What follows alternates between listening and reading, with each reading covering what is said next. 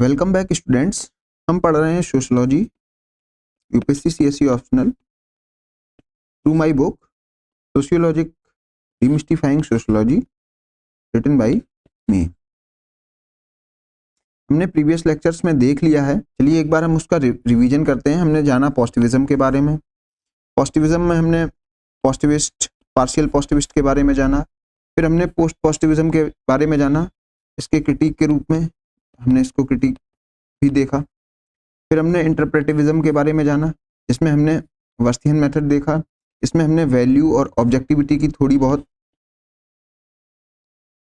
Understanding ली, what is objectivity, what is value. फिर उसके बाद हम देखने लगे एंटी पॉजिटिविज्म, जो कि है रिजेक्टिंग पॉजिटिविज्म, और उसमें पर्टिकुलरली हम मैक्रो ट्रेडिशन कवर कर रहे थे और उसमें हम दो स्टैंड पूरे कर चुके थे, एक था क्रिटिकल थ्योरिस्ट और एक था post modernist.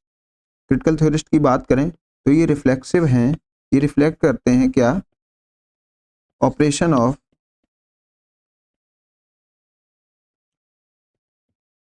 State, means state, media, इनके द्वारा जो भ्रम फैलाया जा रहा है ये इसको ओपन करते हैं, इसको रिफ्लेक्ट करते हैं थ्रू देयर राइटिंग्स। बात करें पोस्ट मॉडर्निस्ट की, पोस्ट मॉडर्निस्ट में हमने देखा कुछ डीकंस्ट्रक्शन जैसा, हमने देखा मल्टीपल ट्रुथ जैसी कुछ बात,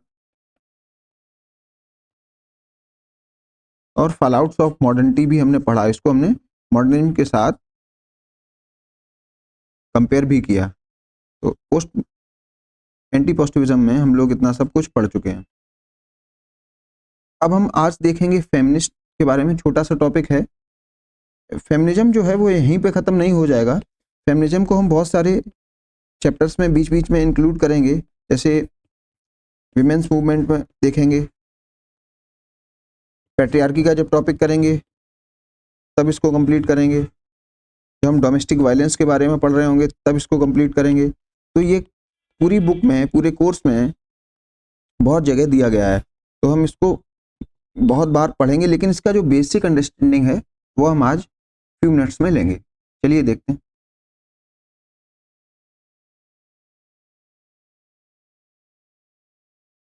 नॉन पॉजिटिविज्म के अंदर मैक्रो ट्रेडिशन में रिफ्लेक्सिव थ्योरी, फिर फेमिनिस्ट थ्योरी। एक बार फिर से देखते हैं, नॉन पॉजिटिविज्म, फिर एंटी पॉजिटिविज्म, फिर मैक्रो ट्रेडिशन में रिफ्लेक्सिव थ्योरी के अंदर फेमिनिस्ट। यहाँ ऐसे हमारा ये फ्लो है।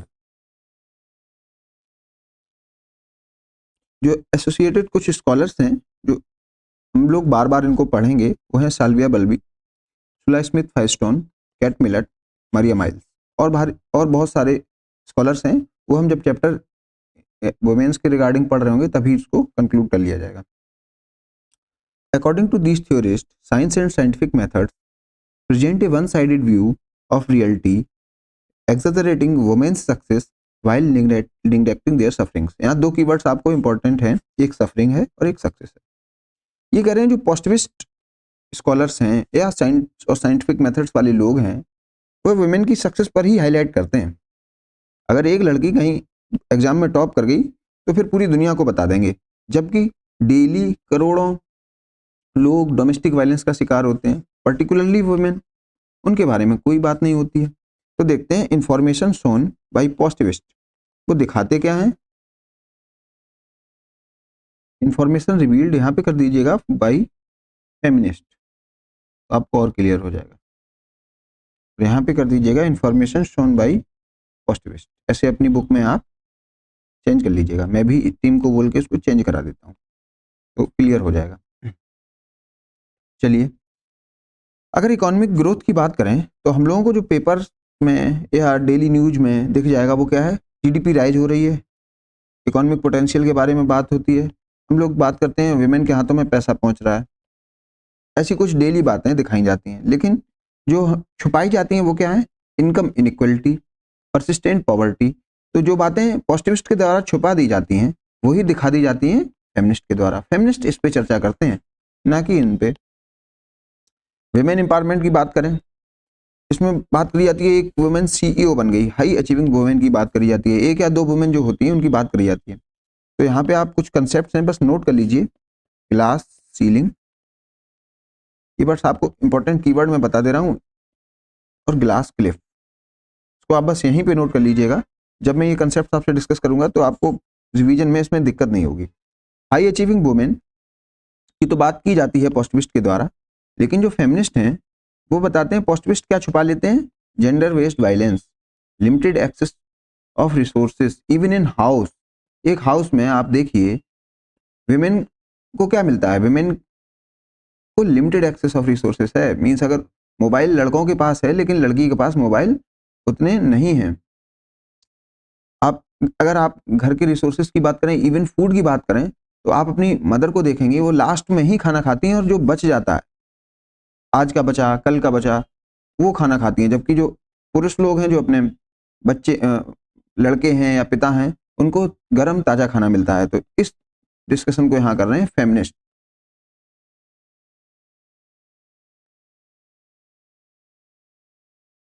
तो आप एक कीवर्ड नोट करिए, इंटाइटलमेंट। ये कीवर्ड हम पढ़ेंगे जब हम किनशिप चैप्टर पढ़ रहे होंगे। इसका हिंदी का मीनिंग होता है हकदारी। मीन्स विमेन को क्या मिला हुआ है घर में, उनके हक क्या हैं, यही सब है। ठंडा खाना, डोमेस्टिक वायलेंस, और जेंडर डिवीजन ऑफ लेबर है। जेंडर डिवीजन ऑफ लेबर, घर में घर के काम है वो वुमेन करेगी। प्रॉपर्टी पर जो एक्सेस है वो मेनली मेल मेंबर्स का रहता है। तो ये सब हक है विमेन के, और इसी को रिवील करते हैं फेमिनिस्ट। कास्ट सिस्टम की बात करें तो लीगल इक्वलिटी को दिखाया जाता है पॉजिटिविस्ट के द्वारा कि अब लीगल इक्वलिटी हो गई है। आर्टिकल 17, 15, 14 इन सब की बात करी जाती है। लेकिन जो कंटिन्यूड डिस्क्रिमिनेशन है, वायलेंस है, ऑनर किलिंग्स हैं, ये सब छुपा दी जाती है इस डिस्कशन के द्वारा, और इसको रिवील करते हैं फेमिनिस्ट। टेक्नोलॉजिकल प्रोग्रेस की बात करें तो इसमें आईटी सेक्टर ग्रोथ की बात करी जाएगी। यहाँ पे विमेन बहुत ग्रो कर रही हैं ऐसा कुछ बताया जाता है। लेकिन कुछ शहरों की बात छोड़ दें तो आप देखेंगे हर गांव में डिजिटल डिवाइड देखने को मिलेगा। इवन जेंडर्ड है वो digital divide, limited access for women, और टेक्नोलॉजी का जो एक्सेस है वो वुमेन के पास बहुत लिमिटेड है। तो इसको भी आप इंटाइटलमेंट में कवर कर सकते हैं। हकदारी, हेल्थ केयर एक्सेस की बात करें तो हॉस्पिटल जैसे भी जिले में अगर एक कोई हॉस्पिटल आ गया तो हर न्यूज़पेपर में उसकी कहानी होगी। एक मेडिकल कॉलेज खुल गया तो क्या पता सीएम तक डिक्लेयर कर दें कि यार एक मेडिकल कॉलेज खुल रहा है और इससे बहुत अच्छा हो जाएगा। लेकिन जो छुपाया जाता है वो क्या है, limited access in rural areas, health care facilities है ही नहीं। रूरल एरियाज में डॉक्टर और पेशेंट का रेशियो देखें तो बहुत मिनिमल है। High cost of living, high cost of health care access, ये सब चीज़ें हैं जो छुपा दी जाती हैं, लेकिन यही फेमिनिस्ट इसको दिखा देते हैं। जो पॉजिटिविस्ट दिखाते क्या हैं, schemes like Beti Bachao Beti Padhao, newspaper में आपको डेली इसके एड्स दिख जाएंगे। लेकिन जो दिखाया नहीं जाता है वो क्या है, ऑनर किलिंग्स जो दिखा दिए जाते हैं, इसको दिखाते हैं फेमिनिस्ट। तो ये थॉट प्रोसेस रहता है फेमिनिस्ट का, ये थॉट प्रोसेस रहता है पॉजिटिविस्ट का। तो अब आप बताइए कि रियलिस्ट सोशलॉजी ये सोशलॉजी कही जाएगी या फिर ये सोशलॉजी कही जाएगी, आप मुझे कमेंट सेक्शन में बताइए। While statistic facts positivism highlight girls' academic achievements in CBSE board examination, societal expectation often revert to traditional rules। बोल रहे हैं जो मॉडर्न इंस्टीट्यूशन है उनके अकॉर्डिंग तो आप चलिए बता दीजिए अचीवमेंट मिला सीबीएसई बोर्ड में। लेकिन आपने कभी ये कहा कि ये जो टॉपर गर्ल थी, जो 10th क्लास में टॉप कर गई थी जिले में, वो लाइफ कोर्स में बाद में इसको आफ्टर मैरिज घर में क्या करना पड़ा?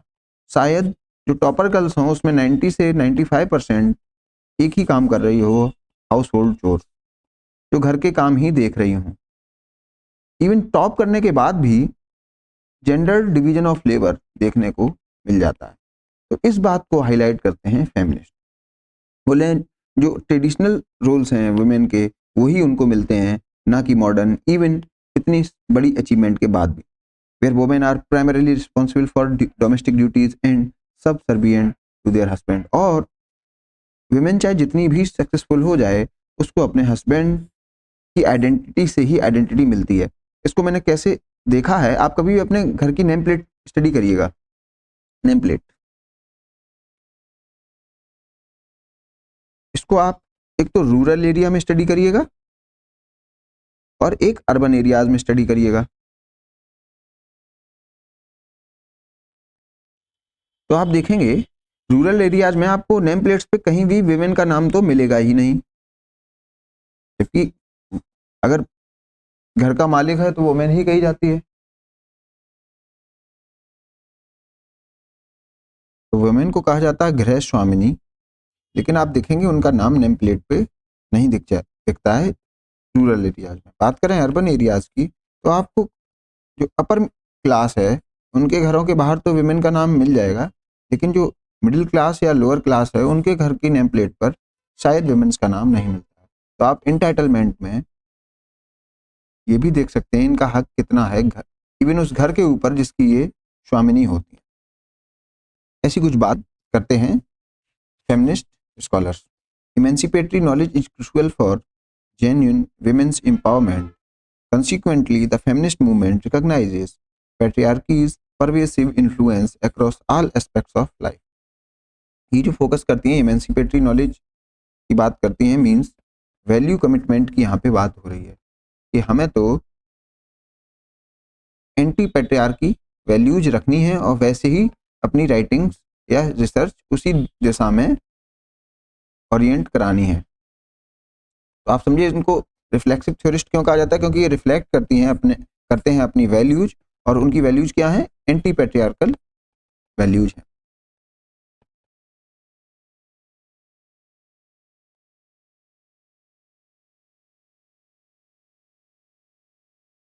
To truly understand women's life, we need to reflect upon their personal experiences, not just rely on standard scientific methods। तो ये कह रहे हैं अगर आपको विमेन के ट्रू लाइफ एक्सपीरियंस देखना है, ट्रू और यहाँ पे रिफ्लेक्ट अपॉन दो कीवर्ड हैं, तो हमें डीपर डेल्व करना पड़ेगा, रिफ्लेक्ट करना पड़ेगा उनके पर्सनल एक्सपीरियंसेस को, ना कि जो किसी एक राइटर ने लिख दिया, कहीं रिसर्च हो गई, कहीं पर कैपिटा इनकम का डेटा आ गया, इन पर मत जाइए। एक वुमेन को लीजिए, उसका पर्सनल एक्सपीरियंस देख लीजिए। साइमन डे वोवा कंसेप्ट इनका है, one is not born but rather become a women. बोले पैदा तो एक फीमेल होती है, लेकिन जैसे ही समाज में आ जाती है तब वह वुमेन बन जाती है, और जब धीरे धीरे ग्रो हो जाती है। मीन्स ये कहानी है एक औरत के जीवन की, फीमेल टू वुमेन बनने की। और वुमेन में क्या है, नो एंटाइटलमेंट या minimal entitlement, gender division of labour, घर के काम सब वुमेन देखेगी। और फिर उसके बाद कुछ कंसेप्ट्स हैं जैसे glass Cliff and glass ceiling, जो इसको विमेन को देखने को मिल जाते हैं कहाँ पे, even in employment. Glass ceiling तो ये हम बाद में कवर करेंगे। अब एक बार सभी रिफ्लेक्सिव थ्योरी को एक साथ कंपेयर करते हैं। सबसे पहले थी पोस्ट मॉडर्न थ्योरी, उसमें हमने देखा डिस्ट्रक्शन ऑफ मॉडर्निटी। मॉडर्निटी ने जो झूठ बोला, उस हिडन मिथ को हमें बस्ट करना था और हिडन ट्रुथ को बाहर लाना था। नेगेटिव्स ऑफ मॉडर्निटी लोगों को बतानी थी। मींस वैल्यू कमिटमेंट की यहाँ पे बात हो रही है। क्रिटिकल थ्योरी जो है वो रिफ्लेक्ट क्या करती है, स्टेट की रियलिटी। मींस यहाँ पे भी वैल्यू कमिटमेंट की बात हो रही है। मैं जो अलग से आपको कुछ कीवर्ड बहुत ज़्यादा लिखता हूँ, बार बार लिखता हूँ, तो उसको आप जरूर अपनी बुक में नोट कर लीजिएगा, क्योंकि इनको आप मेंशन कर सकते हैं अपने आंसर्स में। फेमिनिस्ट थ्योरी है वो रिफ्लेक्ट कर रही है क्या, पैट्रियार्कल माइंडसेट। तो ये भी क्या बता रहे हैं, वैल्यू कमिटमेंट। लेकिन अगर बात करें रिफ्लेक्सिव थ्योरी की, it rejected both positivistic as well as interpretive sociology. Positivistic को क्यों ये रिजेक्ट कर देते हैं, ये कहते हैं नंबर्स का खेल है आपका, नंबर और डेटा में कुछ भी नहीं रखा, हमें तो वैल्यू कमिटमेंट चाहिए। मीन्स ऑब्जेक्टिविटी नहीं चाहिए, हम वैल्यू बेस्ड बातें करेंगे। अगर फेमिनिस्ट हैं वो कहेंगे हम हकदारी की बात करेंगे, मीन्स हमें वेमेन के लिए इंटाइटलमेंट की बात करनी पड़ेगी। If we sum up all these macro traditions of reflexive theory, then we can say that what we see is not real. हम जो देखते हैं, जो हमें पॉजिटिविस्ट दिखाना चाहते हैं, वह रियल नहीं है। But what we cannot see is real. Hence, concern of sociology is to explore the hidden truth. जो हम नहीं देख सकते, उसको दिखाइए, to enlighten and empower the masses. अब इसमें आप एक अलग से यहाँ पे लिख लीजिए, सोशलॉजी एंड कॉमन सेंस का मैं कंपेरिजन यहीं पे कर दे रहा हूँ। सोशलॉजी एंड कॉमन सेंस, ये भी एक टॉपिक है आपके सिलेबस में, सोशलॉजी एंड कॉमन सेंस। इसमें क्या है, आप देखिए सोशलॉजी जो है आपको हिडन ट्रुथ भी बता दे रही है। हिडन ट्रुथ आपने रिफ्लेक्सिव थ्योरी में अच्छी तरीके से देख लिया, हिडन ट्रुथ को कैसे हम लोग स्टडी करते हैं। जबकि कॉमन सेंसिकल जो भी नॉलेज होती है वो बेस्ड होती है अंडरस्टैंडिंग ऑफ फैक्ट, या जो उनको दिख रहा है उसकी अंडरस्टैंडिंग ही कॉमन सेंसिकल नॉलेज है। जबकि sociological knowledge common sensical knowledge से बहुत ज्यादा है, और वो क्या देखती है, हिडन ट्रुथ को। ये तो हो गया एक पॉइंट ऐसे। Reflexive understanding of hidden truth is the real concern of sociology as per reflexive approach. चलिए एक सोशलॉजिकल एनालिसिस करते हैं, यूनिवर्सिटी इन इंडिया। अगर यूनिवर्सिटी की सोशल रिसर्च करनी है, इस पे कोई रिसर्च करनी है, तो पॉजिटिविस्टिक एनालिसिस कैसी हो सकती है, structure of university in India, ये स्ट्रक्चर पर फोकस कर सकते हैं। या ये जेंडर रिलेटेड डेटा ले आएंगे, उस पर कुछ एनालिसिस कर लेंगे। या data of teachers and students पे फोकस कर लेंगे भाई। या data of ranking of university, ये कुछ पॉजिटिविस्टिक एनालिसिस हो जाएगी यूनिवर्सिटी की। अब बात करें नॉन पॉजिटिविस्टिक एनालिसिस की, ये जो फोकस कर सकते हैं, ये हिस्टोरिकल एनालिसिस कर सकते हैं, means origin of university, ancient origin है, ब्रिटिश ऑरिजिन है, या इंडिपेंडेंस के बाद है। कल्चरल एनालिसिस कर सकते हैं कि क्लास बेस्ड एजुकेशन, मास बेस्ड एजुकेशन, और इनमें दोनों में डिफरेंस क्या है। या फिर यूनिवर्सिटी के ओपन होने का कंटेक्स्ट, टाइम या मोटिव देख सकते हैं। जैसे जेएनयू जो यूनिवर्सिटी है, इसको अलग कंटेक्स्ट और अलग इसके अलग मीनिंग है। एएमयू का अलग है, यहाँ बीएचयू का अलग है। आप देख रहे हैं जेएनयू में आप थोड़ा बहुत लेफ्टिस्ट पावरफुल हैं, एएमयू में इस्लामिक थॉट देखने को मिल जाता है, थॉट प्रोसेस, और बीएचयू में थोड़ा बहुत राइट विंग के लोगों का दखलंदाजी ज्यादा दिख जाती है। तो देख रहे हैं कंटेक्स्ट अलग है, मोटिव्स अलग हैं, और टाइम पीरियड भी अलग है सबकी ओपनिंग का। तो एक तो नॉन पॉजिटिविस्टिक एनालिसिस इस टाइप की होगी, जबकि पॉजिटिविस्टिक एनालिसिस बस डेटा की एनालिसिस होगी और कुछ भी नहीं। तो आप मुझे कमेंट सेक्शन में ये बताइए, रियलिस्टिक एनालिसिस, पॉजिटिविस्टिक एनालिसिस समझ में आ रही है आपको, या फिर नॉन पॉजिटिविस्टिक एनालिसिस। चलिए अब अगले लेक्चर में हम देखेंगे मैक्रो ट्रेडिशन, उसमें हम बात करेंगे इंटरेक्शन थ्योरी की, और फिर उसमें इंटरेक्शन थ्योरी से जो दो थ्योरी डिराइव हुई हैं, फिनोमेनोलॉजी, एथनोमेथोडोलॉजी, इन पर चर्चा करेंगे। ये दोनों टॉपिक बच्चों को जल्दी समझ में नहीं आते हैं, मैंने इनको बहुत एग्जाम्पल्स के साथ, मीम्स के साथ लगा रखा है, तो आप ये बहुत ईजिली समझ पाएंगे और कोरिलेट कर पाएंगे अपने यूपीएससी सिलेबस से। एक बार मैं लेक्चर खत्म करने से फिर से इसको रिवाइज करना चाहता हूँ, क्योंकि ये अगर आपको क्लियर हो गया तो फिर आपको कभी भी सोशलॉजी में प्रॉब्लम नहीं आएगी। पॉजिटिविज्म के अंदर पॉजिटिविस्ट और पार्ट पॉजिटिविस्ट की बात होती है। नॉन पॉजिटिविज्म के अंदर पोस्ट पॉजिटिविस्ट और इंटरप्रेटिविज्म एंड एंटी पॉजिटिविस्ट की बात होती है। इंटरप्रेटिविज्म में रिवाइजिंग पॉजिटिविज्म की बात होती है, जिसमें वस्तिहन मेथड देखा हमने, जो कि वेबर से एसोसिएटेड है। एंटी पॉजिटिविज्म में रिजेक्टिंग पॉजिटिविज्म की बात होती है, जिसमें दो ट्रेडिशन है, मैक्रो और माइक्रो। मैक्रो में रिफ्लेक्सिव थ्योरी की बात होती है, जिसमें है तीन, क्रिटिकल, फेमिनिस्ट और पोस्ट मॉडर्निस्ट। ये हम तीनों पढ़ चुके हैं। अब हम इस टॉपिक पर चर्चा करेंगे नेक्स्ट लेक्चर में। इसमें क्या है, मैक्रो ट्रेडिशन। माइक्रो ट्रेडिशन में सिंबॉलिक इंटरेक्शनिज्म, उससे निकला फिनोमेनोलॉजी, और फिनोमेनोलॉजी से एथनोमेथोडोलॉजी। ये सभी टॉपिक आपस में इंटरकनेक्टेड हैं।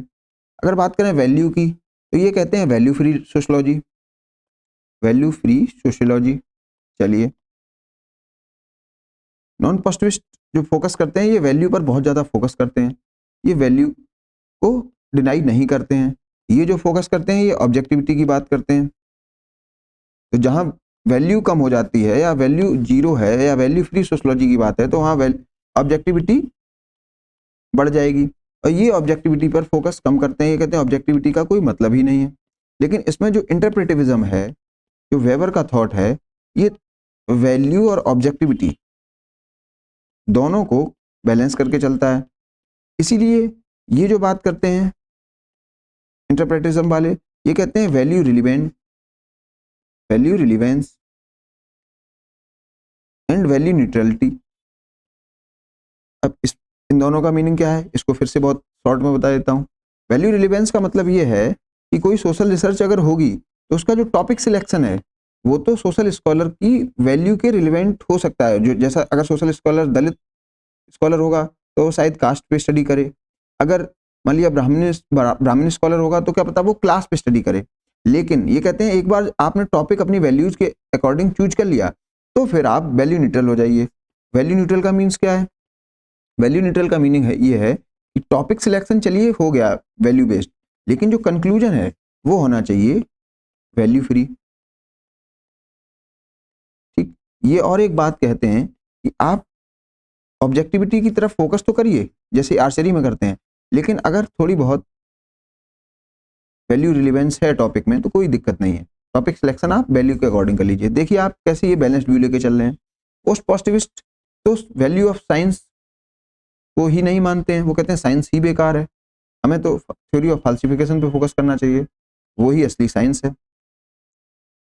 ठीक है, एंटी पॉजिटिविज्म में मेनली ये पॉजिटिविज्म को ही नकार देते हैं और ये वैल्यू पर ही फोकस करते हैं, बोले वैल्यू ही स्टडी करिए, फैक्ट में कुछ नहीं रखा है। तो ये ऑब्जेक्टिविटी जैसा कुछ मानते ही नहीं है, ये बोले ऑब्जेक्टिविटी जैसा कुछ होता ही नहीं है।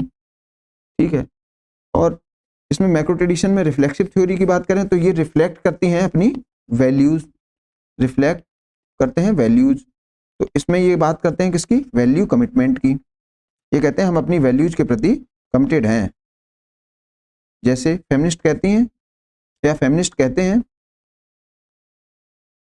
नारी शक्ति जिंदाबाद, मतलब ये वैल्यू करते हैं नारी शक्ति के ऊपर, ये मेनली विमेन एम्पावरमेंट पर फोकस करते हैं। पोस्ट मॉडर्निस्ट कहते हैं मॉडर्निस्ट मुर्दाबाद, इनकी ऐसी वैल्यूज रहती हैं। और क्रिटिकल थ्योरिस्ट कहते हैं सरकार मुर्दाबाद, इनकी ऐसी वैल्यूज रहती हैं। तो आप देख सकते हैं मैंने इजी लैंग्वेज में आपको ये बता दिया कहाँ वैल्यूज का क्या रिलेशन है। अब बस ये सेक्शन बचा हुआ है, ये हम अगले लेक्चर में पढ़ेंगे। आप मुझे कमेंट सेक्शन में बताइएगा क्या ये जो समरी वाला पोर्शन है ये आपको चाहिए या फिर हम अकेला लेक्चर पर ही फोकस करें। थैंक यू, मिलते हैं नेक्स्ट लेक्चर में।